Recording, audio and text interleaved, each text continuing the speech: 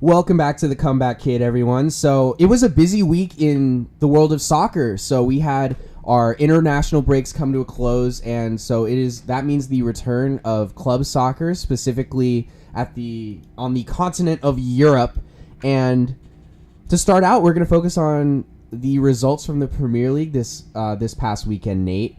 We saw a Manchester United team over the weekend that has completely steamrolled through all competition in the Premier League so far, and then they played tiny itty bitty Huddersfield Town and they can't get the result. What did you see in this game? I saw a Manchester United team that looked uninterested, and keep in mind they're playing without one of their best players, Paul Pogba, but still with the quality and the strength of a side like Manchester United and the dollar amount that backs that team. The fact that you can't go to Huddersfield and win, I mean, it's frankly just ridiculous that Manchester United can't go to Huddersfield Town and win. And congrats to German-American David Wagner, manager of Huddersfield Town. Who knows, maybe potential manager of the U.S. men's national team? We'll see. I mean, we can't, just think that this is, Huddersfield's first ever win. I mean, they made it to the Premier League, and they deserved it. Yeah.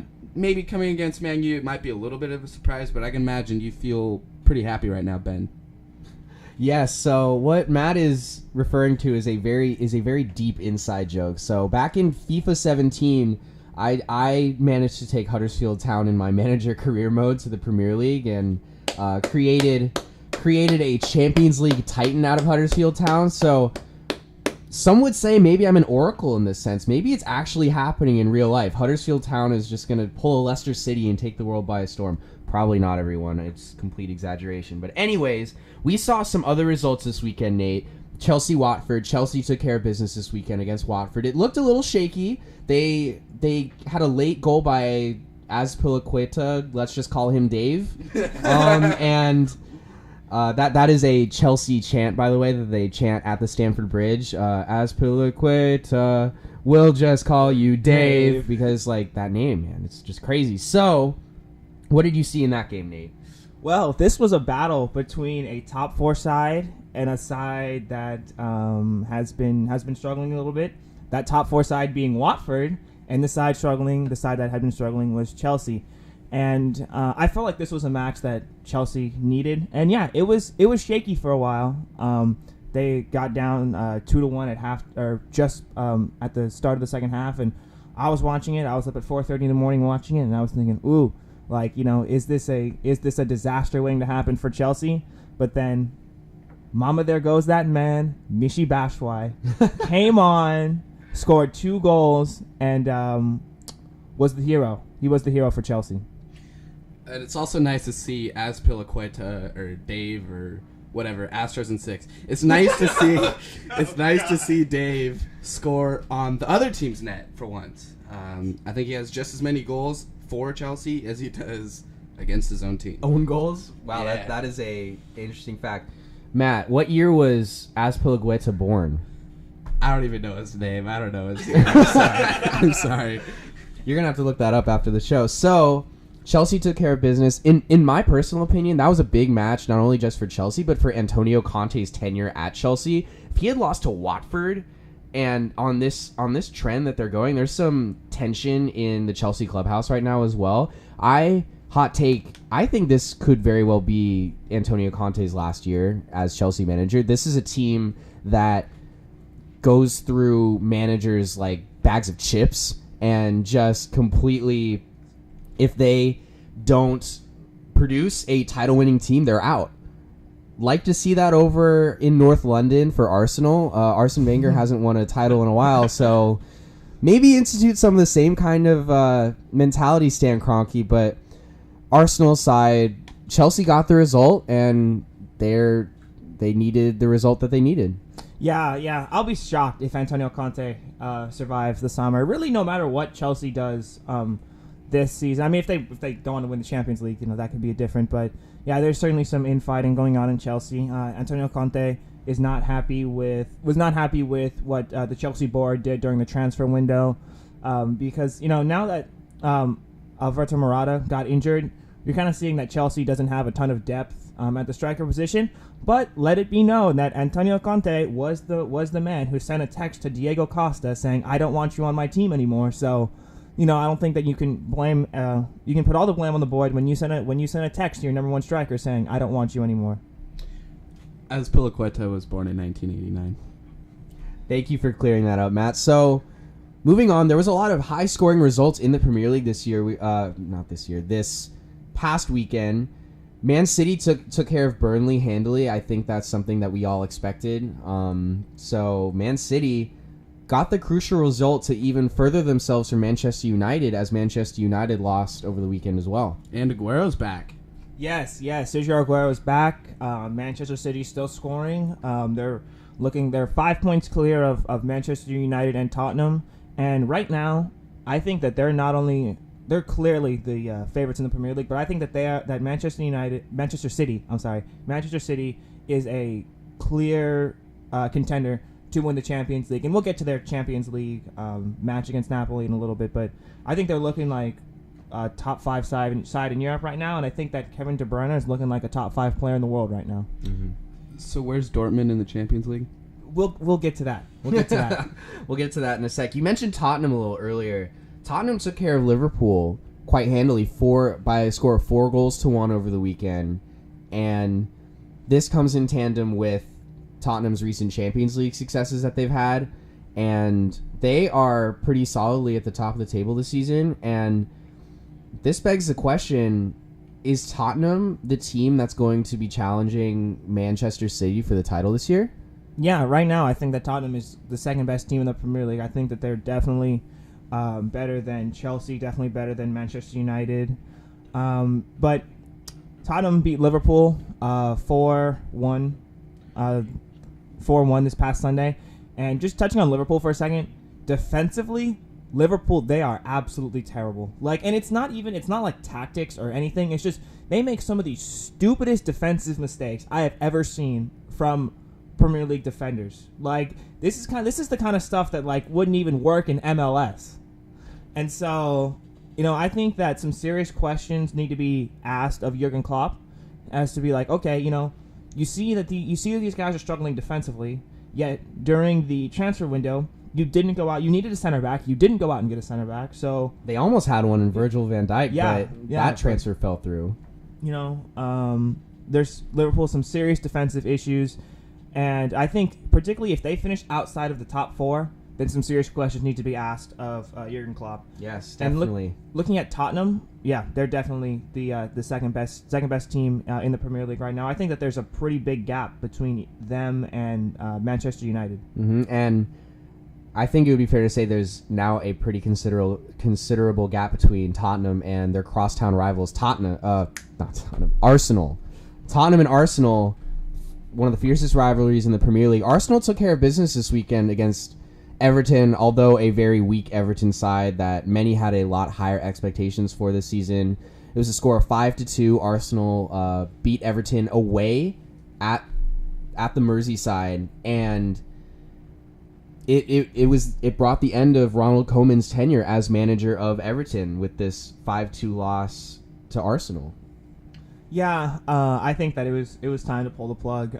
Clearly something wasn't working with Everton, and we can talk about how they spent, I think, somewhere around $200 million in the transfer window, and people thought, they spent all this money, clearly they're clearly gonna be a top 6 contender. But yeah, you can spend all the money in the world, but when you lose a guy who scored 27 goals for you last year, it doesn't matter who you bring in. They did not bring in a replacement for Lukaku, and so, you can spend all this money, but if you lose your best player, and don't replace him, it's really all moot. Lukaku, Mbappe, it doesn't matter. Astros in 6. All right, Matt, I think we're going to have to cut you off with that. So, speaking of struggling teams, let's move over to the Bundesliga. Your boys at Borussia Dortmund are struggling a bit, Nate. Yeah, much like Liverpool, Dortmund has some serious defensive issues. Had a 2-0 lead this weekend at Eintracht Frankfurt, and they say that 2-0 is the most dangerous lead in soccer. And after a penalty and some pretty atrocious defending. Dortmund lost. They dropped points for the first time this season. No, sorry, dropped points for the second time this season. And that coupled with the result last week, losing 3-2 at home to Leipzig, things are not looking well. Things are not looking well in Dortmund for Dortmund.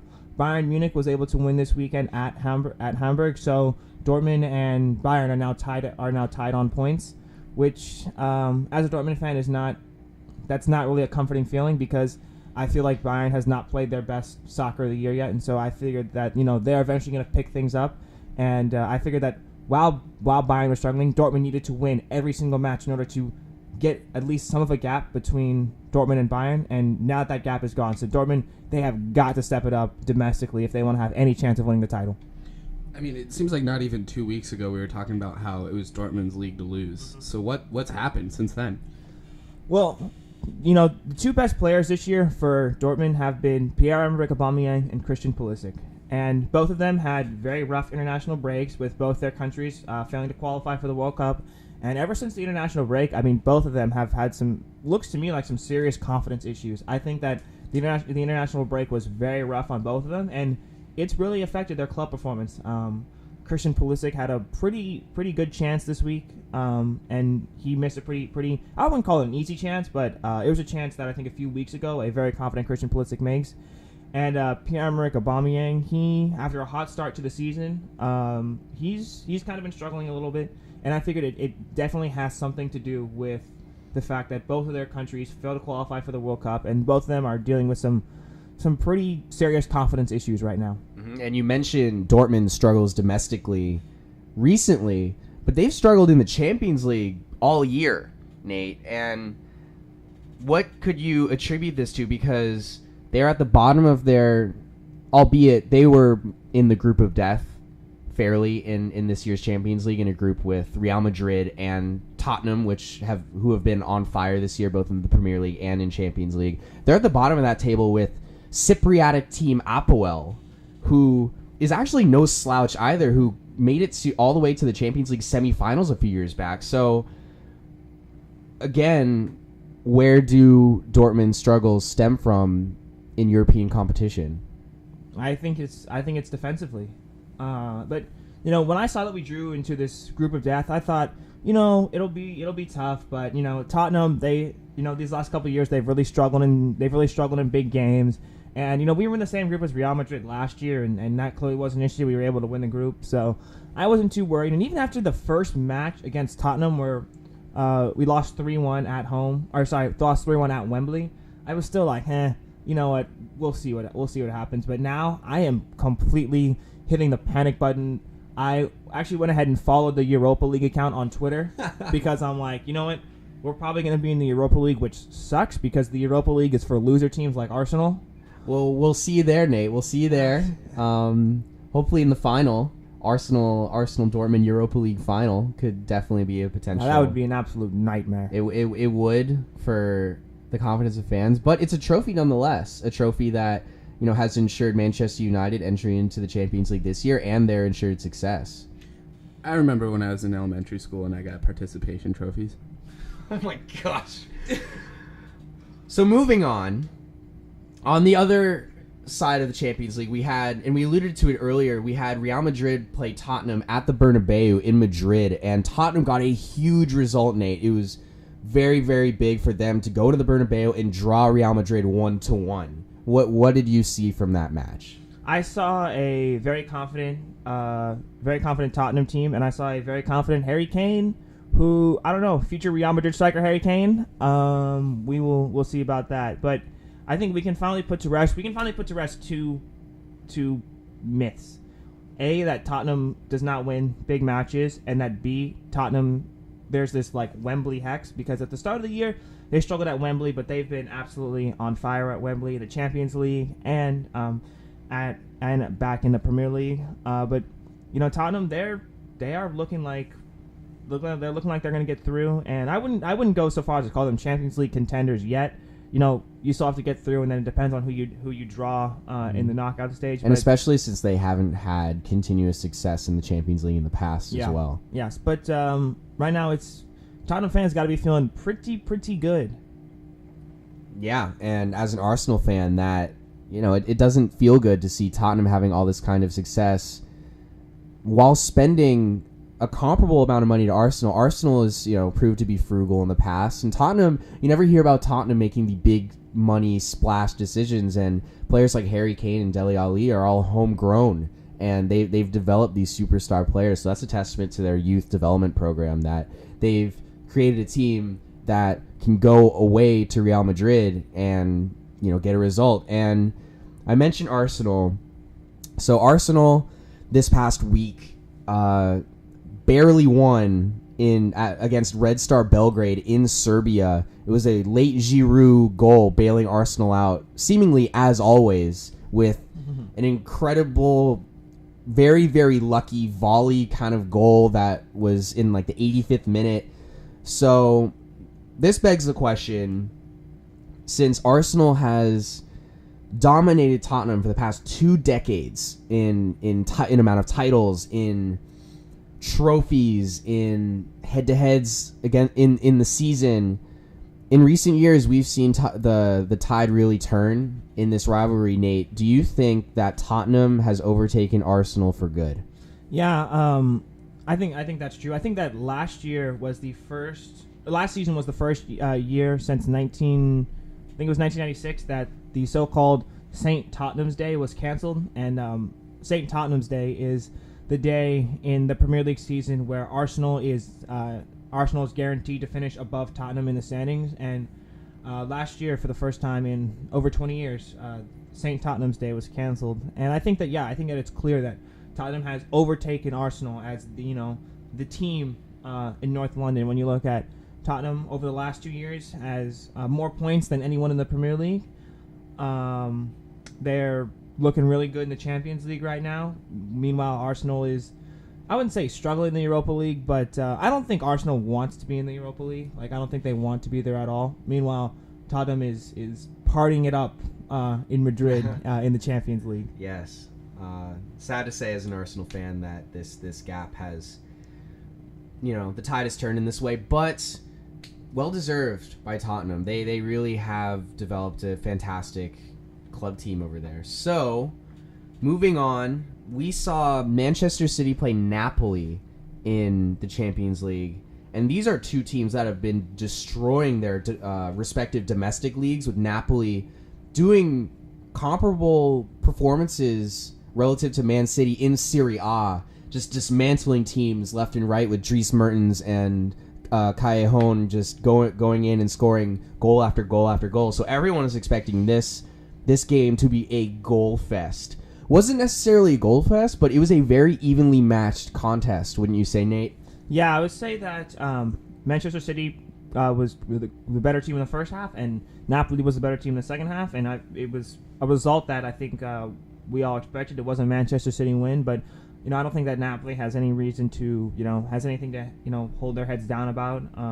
They looked really good in the second half, and they came pretty close to tying it a couple times. But I think that I talked about earlier how I think Manchester City is definitely a Champions League contender, and how Kevin De Bruyne is a top 5 player in the world. I think Manchester City, I would say that the big boys right now in Europe are the 2 Spanish clubs, PSG, and I think that you could put Manchester City right in there at number 4 as the 4th best team in Europe right now.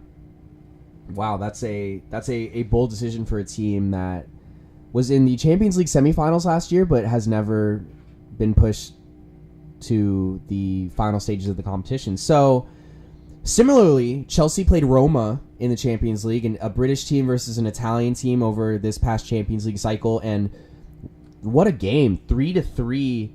Some defensive issues maybe, however, just 2 powerhouse teams going at it.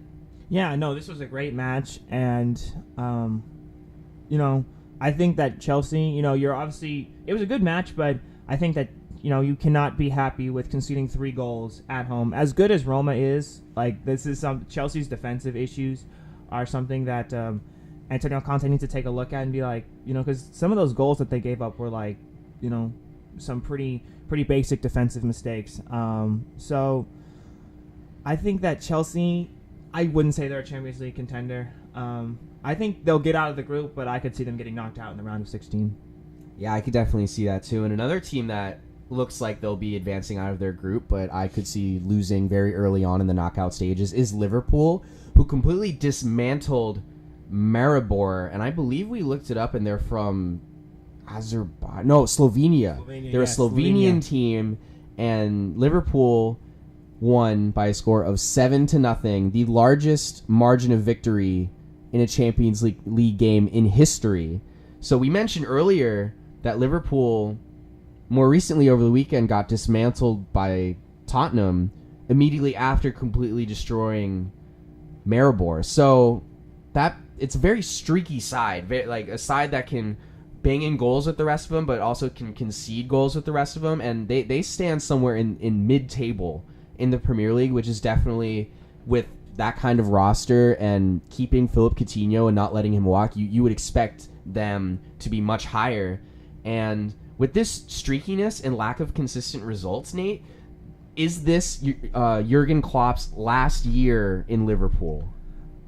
That's a really good question. A question that I really don't have an answer to, but I think I said it earlier that if they don't finish top 4, then some serious questions need to be asked of Jurgen Klopp, because I mean, I've harped on it a couple of times. Just defensively, they make some of the stupidest mistakes. It is just absolutely terrible, some of the defensive mistakes that they make. And it's not like Jurgen Klopp can, okay, this guy makes a mistake and okay, I'm going to take him out, because the backups that they have defensively aren't any good either. Like, there's really nothing that they can do. And I'm not really sure what Jurgen Klopp is doing in training. Like, do they practice defense, or is it all just, let's just try and score as many goals as possible, and if we give up 4 goals, we're gonna have to score 5 goals? Because it seems to me like that's what Liverpool's kind of mantra is right now.